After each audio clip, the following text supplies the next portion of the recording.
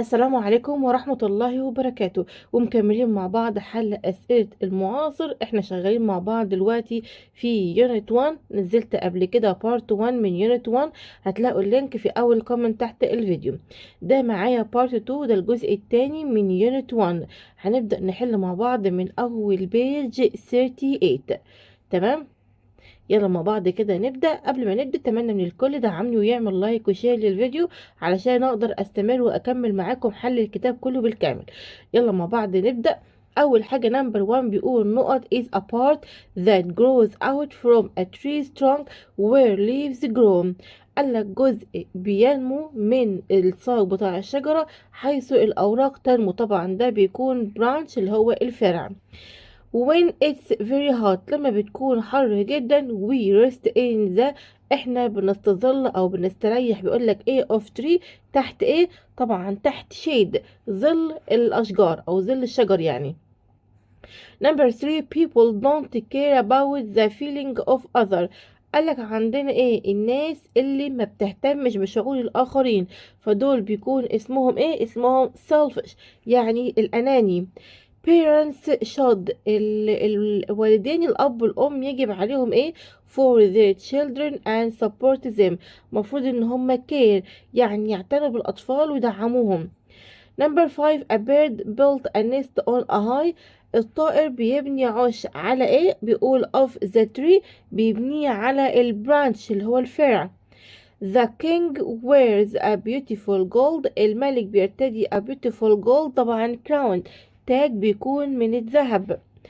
اللي بعده بيقول لك selfish means. كلمة selfish معناها ايه؟ معناها ان هو caring for oneself only، بيعتني بنفسه فقط. The thick part of a tree is called الجزء السميك من الشجرة بيكون اسمه trunk اللي هو الساق. طيب بعد كده معايا هنا ده سؤال خاص بالاستماع. تعالوا معايا دي بيجي كام 41. فتعالوا معايا نحل كده السؤال التاني read and complete. هنا عندي pegged معناها يلتقط، وبرد معناها يسقي، mangoes مانجا، healthy يعني بصحة، unhealthy غير صحي. My father had a mango tree in his garden. والدي عنده شجرة مانجا في الحديقة. The tree was full of delicious. الشجرة بيقولك ان هي كانت مليانة ب delicious ايه؟ طبعا هقول mangoes يعني مانجا لذيذة. Every day he not fresh mango and ate them. بيقولك عندنا كل يوم هو ايه؟ المانجا الطازجة بيعمل لها picked يعني بيلتقطها. قالك he always not هنا بيقول هو دائما ايه the tree and look after. هو بيعمل لها ايه؟ بيعمل لها watered يعني بيسقيها، بيسقي الشجرة يعني ويعتني بيها. the tree stayed strong and بالشكل ده قالك الشجرة تبقى قوية وايه؟ وكمان عندنا healthy يعني وبصحة. اللي بعده بيقولك read the text. Tom was a young boy. توم كان ولد صغير. He was interested the trees and plants. هو كان مهتم بالأشجار والنباتات. He had a lot of trees in his garden. بيقولك إن هو عنده الكثير من الأشجار في الحديقة. Tom's favorite tree was the apple tree. قالك الشجرة المفضلة بتاعة توم كانت شجرة التفاح. It was a very big and strong tree. قالك إن هي كانت شجرة ضخمة وكمان قوية. Tom used the tree for everything. توم بيستخدم الشجرة دي في كل حاجة. He made crowns from its leaves. قالك إن هو صنع تاج من أوراقها. He ate its delicious apples. هو أكل التفاح اللذيذ. He rested in its shade and climbed its trunk with his friends. هو بيستظل تحت الظل بتاعها وبيتسلق على الساق مع أصدقائه. But Tom never thought about the tree's needs. لكن عندنا توم قالك إن هو لم يفكر بعد في احتياجات الشجرة. One day في يوم Tom traveled away and when he came back. قالك في يوم يعني ان توم سافر بعيدا and ولما رجع يعني the tree was weak. الشجرة كانت ضعيفة. Tom knew that he was selfish. هو عارف ان هو كان اناني. so he decided to take care of the tree. هو قرر ان هو يعتني بالشجرة. قالك عندنا the underlined word delicious. كلمة delicious دي معناها ايه؟ لذيذ. يعني ايه لذيذ؟ معناها yummy. مش لما بتعجبنا حاجة كده بناكلها بنقول ايه؟ بنقول yummy. يعني yummy يعني delicious يعني لذيذ. number 2 the نقط can be the best title for the text. ايه العنوان المفضل او افضل عنوان المفروض يكون للنص ده؟ المفروض نقول giving tree. ده العنوان طبعا للفقرة. number 3 what was Tom interested in. قالك توم كان بيهتم بايه؟ اهي كان بيهتم in trees and plants بالاشجار والنباتات. فدي اجابة السؤال number 3. number 4 how did Tom make crowns. قالك ازاي هو عمله؟ بصوا معايا اهو، قالك from، بصوا معايا its leaves من الاوراق. فبقول له هنا he made crowns from its leaves. why do you think Tom was selfish. انت تعتقد ان توم كان اناني لان هو ايه؟ بصوا معايا قالك ان هو never thought about the trees needs. لانه لم يفكر في احتياجات الشجرة او الاشجار. تعالوا معايا بعد كده هنحل مع بعض page 42. عندنا هنا بيقول ايه؟ choose. number 1 توم made crowns from. عمل توم التاج من ايه؟ من tree leaves من اوراق الاشجار. علي is not selfish. he shares his toys with his friends. هو بصوا بيشارك الالعاب مع اصدقائه. فبالتالي استحالة ان هو يكون اناني. استحالة ان هو يكون اناني ليه؟ لان هو بيشارك اللعب مع اصدقائه. فاقول له علي is never selfish. هو استحالة يكون اناني لان هو بيشارك العابه. number 3 the tree had a thick. الشجرة عندها thick ايه؟ طبعا thick trunk. for she not her plant so it die. بصوا معايا قالك هي ايه؟ النبات فبالتالي مات. يبقى بالتالي هي نادرا لما بتسقي النبات فبالتالي مات. يبقى بالتالي هختار عندنا ريلي. انا عندي هنا ريلي وهنا عندنا ريلي. اختار دي ولا دي؟ طبعا دي مش هتنفع عشان دي بيقولك عندنا always يعني دايما، ودي بيقولك ايه؟ often يعني غالبا. طيب اول حاجة ما تنفعش غالبا دي او اوف ما تنفعش ليه؟ عشان هي ممكن تكون عادي لو انا عايزه اقول مثلا غالبا ما بيسقيه مفيش مشكله، لكن ما تنفعش هنا معايا عشان انا عندي هنا الفعل وبعدين ظرف التكرار. لازم اختار الظرف الاول وبعدين الفعل، فدي ما تنفعش. يبقى مبدئيا عندي بي او دي. اختار ان فيهم. بصوا معايا انا قلت ظرف التكرار وبعدين الفعل. اختيار الصحيح بي عشان ظرف التكرار وبعدين الفعل. شرحت القاعدة دي بالتفصيل، ما سبتش اي جزئية ما شرحتهاش فيها في فيديو. هسيب لكم اللينك موجود في اول كومنت تحت الفيديو ده. تمام. وطبعا زي ما قلت برضو بارت 1 من الفيديو ده هتلاقوه برضو موجود في اول كومنت تحت الفيديو. اتمنى توصل معايا لحد هنا يعمل لايك وشير للفيديو ويسيب كومنت حلو تحت الفيديو. تعالوا معايا نكمل. هنا read and write the correct form of the word. عاوزين الكلمة اللي بين الأقواس إن احنا نصححها. بيقول animals not food in the desert. الحيوانات ايه؟ الطعام في الصحراء. قلت لك ظرف التكرار وبعدين الفعل. فبالتالي أنا هقلب دي هتبقى معايا really بعدين أحط find. يبقى نحط كده الأول really وبعدين find. هنا بيقول منى بعدين هبي. طب بصوا معايا هنا انا قلت برضو في فيديو الشرح اني انا لازم احط لو كان معايا فيرب تو بي احط الفيرب تو بي الاول وبعدين ظرف التكرار. لكن لو معايا ظرف التكرار وفعل لا، بحط ظرف التكرار وبعدين الفعل. فانا عندي هنا فيرب تو بي ام او از او ار فبحطهم الاول وبعدين احط جولي. طب انا حطيت ليه عندنا از هنا ما حطيتش ار؟ علشان منى مفرد فبالتالي تاخد از. لكن لو كان قال لي مثلا عندنا منى اند مثلا احمد فكنت هقول له ار. اوكي. تعالوا هنا معايا نرتب. توم started يعني توم بدأ. started to ان هو بدأ ان هو يعمل ايه؟ care for the tree ان هو يعتني بالشجرة وبعدين احط نقطة. هقول بعد كده هنا he helped هو ساعد the tree الشجرة grow again هو ساعد ان الشجرة تنمو مرة تانية. البانكتويت طبعا اول حاجة لازم نبدأ عندنا بحرف التيم، ندور في اي حاجة تانية نحطها كابيتال، لا مفيش. بالتالي هكتب الجملة كلها كاملة وبعدين احط فول ستوب. بعدين هنا اللي بعده طبعا السؤال لازم يبدأ بكابيتال، بعد كده مفيش اي حاجة تانية، فهكمل الجملة كاملة واحط في الاخر علامة الاستفهام. تعالوا معايا هنا نبدأ كده نشوف الباراجراف ده. هو بيقول لك trees in our life، يعني الأشجار في حياتنا. why are the trees important؟ ليه الأشجار مهمة؟ what things do we get from trees؟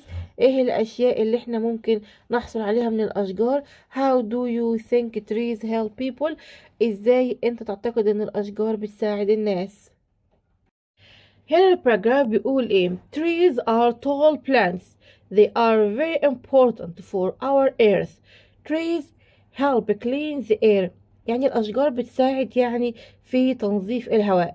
Trees give us shade. الأشجار بتعطينا الظل. True item. They give us oxygen. تدينا الأكسجين. People and animals need oxygen to breathe. الناس يعني والحيوانات بيحتاجوا الأكسجين علشان يتنفسوا. Many animals make their home in trees. العديد من الحيوانات بتعمل البيت بتاعها في الأشجار. Some trees can also give us food. بعض الأشجار يمكنها أيضا تعطينا الطعام. زي ما شفتم معايا ده كده كان الباراجراف. تعالوا معايا بعد كده نحل بيج 44. هنبدأ أول حاجة هنا بيقول this restaurant service. المطعم ده بيخدم ايه؟ chicken with vegetables. بيخدم ايه؟ عندنا دجاج مع الخضروات. طبعا بيعمل دجاج مشوي يعني قصده بالخضروات. my mother cuts the potato into slice and أمي بتقطع البطاطس لشرايح and نقط them in the oil. وبتعمل لهم ايه؟ بتعمل لهم fries، يعني بتقليهم في الزيت. what نقط do you want vanilla or mango؟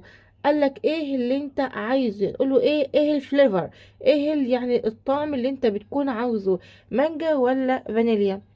number 4 my mother adds. امي هتضيف ايه to the food to make it tasty؟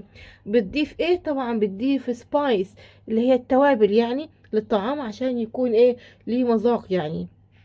اللي بعده بيقول الكشري is a نقط Egyptian food. طبعا ده بيكون ايه؟ we all like it، حاجة طبعا كويسة، بيكون tasty Egyptian food، بيكون طعام مذاق مصري يعني. my grandmother gave me her secret. يعني الجدة ادتني سرها for chocolate cake. يعني سر ايه؟ هقول سر طبعا الريسبي، سر الوصفة يعني. السؤال اللي بعده بيقول I نقط my favorite sauce over my dish so it tasted yummy. قالك عندنا ايه الصوص المفضل للطبق بتاعي، فبالتالي هو طعمه لذيذ يعني. هقول I poured كبت يعني الصوص المفضل ليا. اللي بعده دي معايا بيج كام عندنا 48. نبدأ كده نحل مع بعض. أول حاجة choose. بيقول هنا the نقط says we need 3 cups of milk. ايه بيقول؟ طبعا هنقول the recipe، يعني الوصفة بتقول ان احنا محتاجين 3 كوبايات من اللبن. number 2 بيقول I not forget my homework. I'm very careful. بيقول نسيت الواجب بتاعي، انا حريص جدا يعني. فبالتالي هو ايه؟ هو استحالة ان هو ينسى الواجب، هو طبعا بيكون حريص. my sister always نقط her room. اول حاجه معايا my sister ده ايه؟ مفرد، وبعدين معايا ظرف التكرار، بعدين بحط الفعل. طب انا عندي my sister الفاعل لما يكون معايا مفرد يبقى بحط للفعل اس، يبقى بالتالي هختار cleans. he works as a chef in a big. هو بيشتغل يعني شيف في ايه؟ طبعا في مطعم، يبقى هقول restaurant. اللي بعده الفقرة بتقول كشري is a tasty Egyptian meal with many simple ingredients in one bowl. الكشري بيكون وجبة مصرية ليها مذاق، بيقولك فيها العديد من المكونات البسيطة في الطبق الواحد. يعني فيها ايه؟ فيها رايس، باستا، هنا عندنا كمان lentils and red sauce، فيها عندنا رز ومكرونة وعدس وكمان صوص أحمر. You can make red sauce using tomatoes, garlic, vinegar and some spices. قالك انك انت ممكن تعمل الصوص الأحمر باستخدام الطماطم والثوم والخل وبعض التوابل. You also need to make crispy onions by cutting onions into thin slices and fry them in oil until they turn brown and crunchy. بصوا معايا قالك ايه.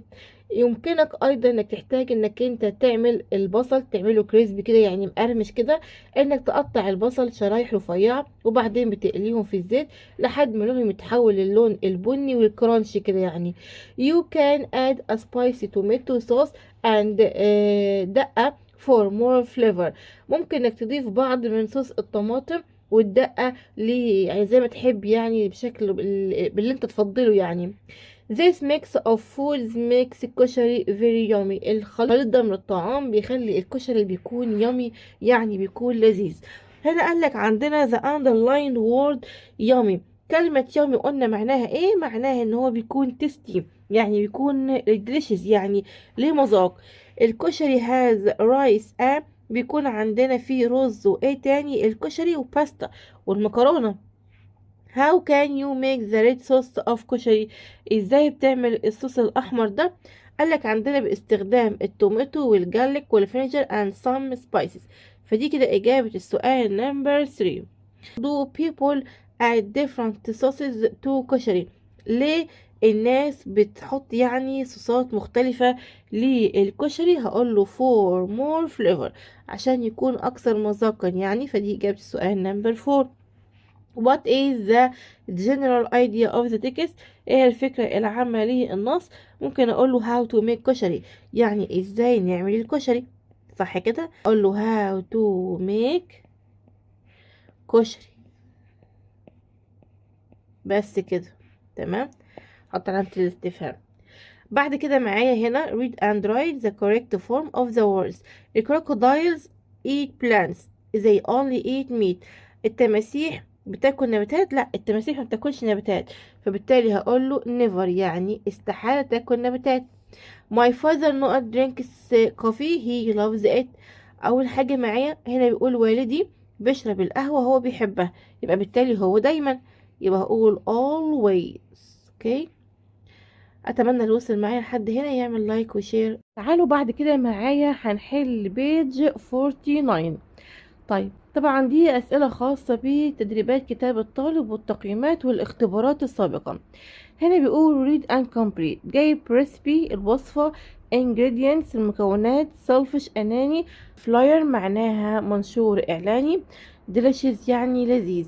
My mom taught me a new recipe for Egyptian كشري. ماما علمتني وصفة جديدة للكشري المصري. It's a نقط meal يعني ده بيكون ايه وجبة، هقول طبعا delicious meal وجبة بتكون لذيذة. with many فيها العديد من ingredients اللي هي المكونات. we even need a colorful نقط to advertise our favorite restaurant. احنا محتاجين ايه بيكون اعلان ملون، محتاجين ان احنا نعمل منشور اعلاني بيكون ملون، فبالتالي معايا هختار كلمة flyer معناها منشور اعلاني ل our favorite restaurant علشان يعني نعلن عن مطعمنا المفضل. والسيرفيس اللي بيخدم the best كشري in town افضل كشري في المدينة. it's important to share good food من المهم انك انت تشارك الطعام الكويس. not to be ما تكونش ايه ما تكونش selfish ما تكونش اناني with yummy dishes مع الاطعمة اللي بتكون لذيذة.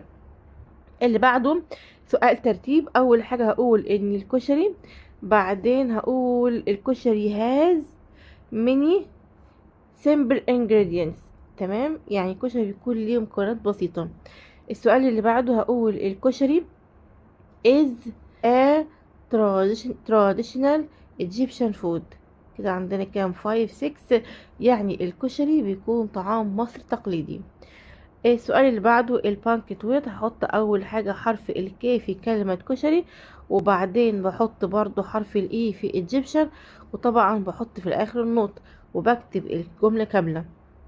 ده سؤال ابدأ اول حاجة عندنا بدو، وبعدين بكمل عادي، وبعدين بحط علامة الاستفهام.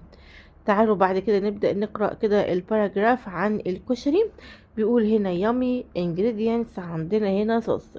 كشري is a traditional Egyptian meal. It's very yummy. I like it.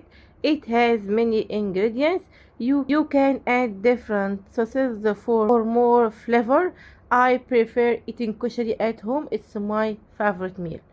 تعالوا بعد كده معايا نحل كده السامبل تيست. طبعا ده بيكون بيج 58. نبدأ كده أول حاجة مع بعض سؤال الاستماع، طبعا ده مش بحله. نحل السؤال اللي بعده. هنا بيقول choose.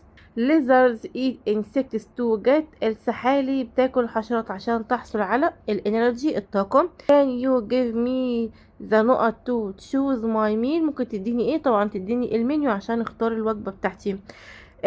we usually نقط lunch at 2 o'clock every day.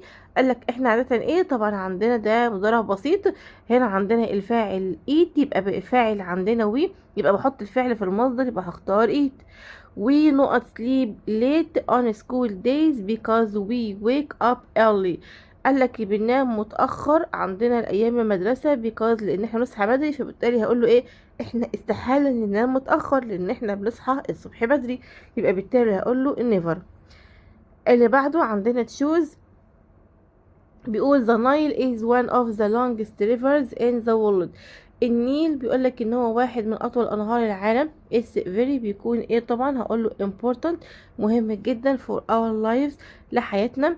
it gives water to people، هو بيعطي المية للناس. نقط and plants، طبعا هقوله الانيمالز الحيوانات والنباتات. there are many animals living in it، كتير من الحيوانات بتعيش هناك. نقط are one of them، هقوله طبعا الكروكودايلز التمساح واحد منهم. they are strong and، وطبعا بيكون كمان dangerous بيكون قوي وخطير يعني. فدي نمبر 4. تعالوا نقرأ الفقرة مع بعض. بيقول it's not easy to live in the desert. مش من السهل جدا انك تعيش في الصحراء. but many animals live there، لكن حيوانات كتيرة بتعيش هناك. snakes often eat small animals like rats or lizards. غالبا الثعابين يعني بتاكل حيوانات صغيرة زي الفئران والسحالي. camels live in the desert، الجمال بتعيش في الصحراء. شو أيضا they eat plants، هما بياكلوا نباتات. so stay strong، عشان كده بيكونوا أقوياء. lizards eat insects، الليزرد بتاكل حشرات. which gives them energy، اللي بتديها الطاقة. some animals hide under rocks، بعض الحيوانات بتستخبى تحت الصخور. to stay cool، عشان تبقى باردة during the day، أثناء النهار. others الآخرين like owls زي البومة come out at night when it is cooler، بتطلع بالليل يعني عشان الجو بيكون بارد. each animal has an important role، كل حيوان بيكون ليه دور in the desert في الصحراء. they help nature stay in balance، وده بيساعد الطبيعة ان هي تبقى في حالة توازن. تعالوا معايا نحل. the text is about، التكست ده بيكون عن ايه؟ عن desert animals، عن حيوانات الصحراء. بيتكلم عن الكاملز، بيتكلم عن الكروكودايلز، عن اكتر من حاجة. number 2 it is not to live in the desert. مين هو عندنا؟ بيقولك to عشان تعيش في الصحراء. طبعا من difficult، من الصعب انك انت تعيش يعني، بيقولك في الصحراء. اللي بعدها معايا بيج 59 على طول. السؤال بيقول what do snakes eat، ايه اللي بتاكله السنيكس؟ الثعابين بتاكل ايه؟ طيب تعالوا معايا. قالك ان هي بتاكل eat small animals like rat or lizards، فدي اجابة السؤال نمبر 3. طب نمبر 4 بيقول why do animals hide under rocks in the desert، ليه الحيوانات بتستخبى تحت الصخور في الصحراء؟ تعالوا معايا. قالك اهو to stay cool، عشان تبقى يعني ايه؟ باردة اثناء النهار، فدي اجابة السؤال نمبر 4. نمبر 5 بيقولك عندنا summarize، عاوزنا نلخص الفقرة دي في جملة واحدة. ممكن اقوله ان desert animals are important. تمام، يبقى هقوله ايه معايا؟ هقوله desert animals are important، يعني حيوانات الصحراء بتكون ايه؟ بتكون مهمة. بس كده تمام. تعالوا معايا كده السؤال اللي بعده. بيقول he often not books in the library، هو غالبا ايه؟ الكتب في المكتبة. اول حاجة معايا الفاعل طبعا هي، يبقى بحط للفعل اس، يبقى بالتالي هقول له reads. we نقط pictures in art class. بيقولك الصور، احنا ايه الصور في الفصل او في فصل الرسم يعني. يبقى هقوله ان احنا بنرسم. طب بصوا معايا، احنا حاطه عندنا الفعل وبعدين اوفن، قلنا لا، احنا بنحط عندنا ظرف التكرار وبعدين بحط الفعل. طبعا الفاعل وي، يبقى بالتالي بحط الفعل بدون اي اضافات، يبقى اقول often draw، سوري، واقول often draw. السؤال اللي بعده الترتيب. اول حاجة هقول معايا ان الكروكودايلز دي بتكون are dangerous يعني بتكون خطيرة، هقول له and scary وكمان مخيفة. في الاخر بحط طبعا ايه نقطة. هنا هقول there are يعني يوجد ايه، هقول many العديد من الريفرز اللي هي الأنهار around the world حول العالم. اللي بعده عندنا كروكودايل، بحط حرف السي. الجملة بتاعتي مفيهاش أي حاجة خالص، بحط بس عندنا في النهاية كده الفول ستوب النقطة. طب هنا عند تبدأ طبعا أول حاجة ب capital letter، طبعا ده سؤال يبقى بحط علامة استفهام وبكمل الجملة طبعا سواء هنا أو هنا. بعد كده معايا هنا بيقول write a paragraph عن النايل ريفر، عن نهر النيل. الكلمات water weeds crocodiles small fish. نبدأ نكتب الباراجراف مع بعض كده. نبدأ نقرأ الباراجراف. بيقول there are many rivers around the world. يوجد العديد من الأنهار يقول لك حول العالم. The Nile River is one of the longest rivers in the world. نهر النيل هو أحد أطول أنهار العالم. It's home to many different animals. موطن للعديد من الحيوانات المختلفة. الكروكودايلز بيقول لك are strong and dangerous. They hunt large animals in or near the water. هما بيصطادوا الحيوانات الكبيرة في أو بالقرب من المياه. Small fish in the river eat water weeds. السمك الصغير في النهر بياكل الحشائش المائية. Birds eat insects. الطيور بتاكل اللي هي الحشرات. Small fish and plants near the river. وبتاكل كمان السمك الصغير والنباتات اللي بالقرب من النهر. ده كده كان باراجراف بسيط. تعالوا معايا نكمل. ده بعد كده هنحل سامبل تيست نمبر 2 ودي بتكون معايا بيج 16. طيب هنسيب سؤال الاستماع نحل اللي بعده. choose بيقول it's important to not for your pets every day. المفروض نعمل لهم ايه الحيوانات الأليفة بتاعتنا، نعمل لها care نعتني بيها. a not person only thinks about himself. الشخص اللي بيفكر في نفسه بس طبعا ده بيكون selfish أناني. he not sleeps late هو ايه طبعا. بصوا معايا هنا عندنا هنا الفاعل، هنا الفعل في زمن المضارع البسيط، يبقى بالتالي معايا ايه هنا الفعل في اس، يبقى بالتالي ما ينفعش ان انا اخد ايه، ما ينفعش ان انا اخد doesn't. وطبعا عشان في هي ما ينفعش ان انا اخد don't لان هي بتيجي مع doesn't. تمام. يبقى بالتالي هقول له ايه ever يعني دائما لا، عندنا بناخد ايه هقول له he never هو استحالة يعني ينام متأخر. My sister usually يعني اختي عادة ايه to work by bus. اول حاجة زمن الجملة مضارع بسيط. انا عندي هنا ظرف التكرار بعدين بحط الفعل على حسب الفاعل. الفعل بيتحط الفاعل مفرد يبقى بحط للفعل اس، يبقى هختار معايا جوز. اللي بعده بيقول الكروكودايلز are very strong animals. they are the نقط of the Nile. هي بتكون ايه بتكون طبعا هي ملك النيل. It's amazing how all animals in the river find food too. من المدهش يعني ازاي كل الحيوانات في النهر بتجد الطعام to عشان ايه to survive عشان تبقى على قيد الحياة. each animals play an كل حيوان بيلعب ايه رول، هقوله طبعا important role دور مهم. that's why we need to يعني بيقول لك لذلك ليه احنا بنحتاج لايه نهر، قال لك ليه بنحتاج لحماية النهر، يبقى هقول له protect the river Nile نهر النيل ازاي نحميه يعني. السؤال اللي بعده بيقول read the text. trees are very important for our planet. الأشجار مهمة للكوكب بتاعنا. they give us shade on hot days بيدينا يعني الظل في الأيام الحارة. and their branches are homes for birds وفروعها أو أغصانها بتكون موطن يعني للطيور. planting a lot of trees gives us fresh air. زراعة الكثير من الأشجار تعطينا الهواء اللي هو المنعش. we can get fresh fruit from trees. يمكننا الحصول على الفاكهة الطازجة من الأشجار. We should care for trees by watering them. يجب علينا الاعتناء بالأشجار إن احنا نسقيهم and not cutting them down ومنقطعهمش. They help keep our planet green and full of life. هما بيساعدوا في بقاء الكوكب الأخضر بتاعنا وإن هو يكون مليء بالحياة. They gave us so much. يعني بيقولك إن هو بيعطينا الكثير so we must be grateful and protect them. لازم نكون شاكرين يعني ويقولك إن احنا مفروض نحميه. السؤال بيقول the branches of the tree are home for. بيكون موطن لإيه؟ طبعا هقوله موطن للبيردز الطيور. trees are very important for our. الأشجار بتكون مهمة لأور إيه؟ هقول our planet لكوكبنا يعني. السؤال اللي بعده how do trees help us on hot days. ازاي بتساعدنا الأشجار في الأيام الحارة؟ تعالوا معايا احنا لسه قارئينها دلوقتي.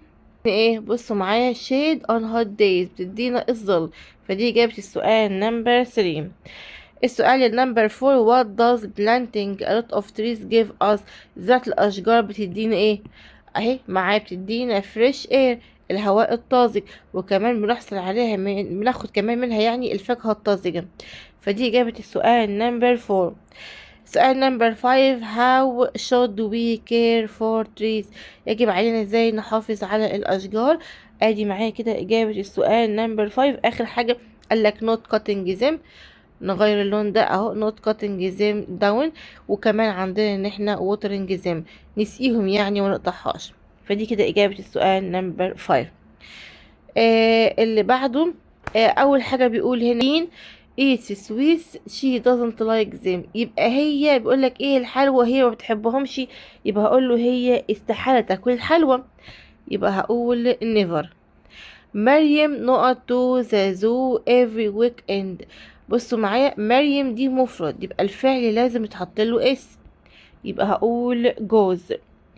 السؤال اللي بعده اول حاجة طبعا ده ترتيب هقول كشري is a tasty Egyptian meal. كده عندنا كام 5 واخر حاجة عندنا 6 meal 6. يقولك السؤال اللي بعده هقول some animals يعني بعض الحيوانات hide تستخبى under rocks. سؤال خاص بالبانكت ويت. طبعا اول حاجة عندنا كلمة snakes. الجملة ما فيهاش اي حاجة تانية خلاص بنزل الجملة كلها كاملة واحط عندنا فول ستوب. عندنا هنا do بعدين ما فيش اي حاجة تانية خلاص واحط علامة الاستفهام. الباراجراف عن your favorite food recipe. كل واحد بيكتب عن اي وجبة هو بيفضلها. بما اننا اخدنا عندنا في النص بتاعنا عن الكشري فبالتالي هنتكلم عن الكشري. فهنا بيتكلم اول حاجه بيقولك اكتب first وبعدين then وبعدين after that. هو عندنا في الدرس بتاعنا بيقولك ايه لما تيجي تتكلم عن وصفه او طريقه عمل الوصفه مفروض لما نيجي نتكلم نقول first الاول then ثم بعد كده اقول after that بعد ذلك. لو عايزه اخلص خلاص او الوصفه خلصت في النهايه بقول finally يعني في النهايه. تمام. فتعالوا نقرأ هنا الوصفة. بقول my favorite food recipe is كشري. وصفتي المفضلة بتكون الكشري. I like it أنا بحبه. first أول حاجة بقول I cook rice in a pot. بحط الرز في حلة. and pasta in another pot. بحط المكرونة في حلة تانية. then وبعدين I boil lentils. بغلي العدس in water في المية. after that وبعد كده I fry onions. بقلي البصل in oil في الزيت. finally في النهاية I pour sauce over it. بعد كده بحط الصوص عليها. بس كده معايا كده احنا نكون حلينا كل الأسئلة كتاب المعاصر الخاصة بيونت 1. أتمنى لكم التوفيق والنجاح برجاء اللايك وشير للفيديو. Thanks for watching. باي باي.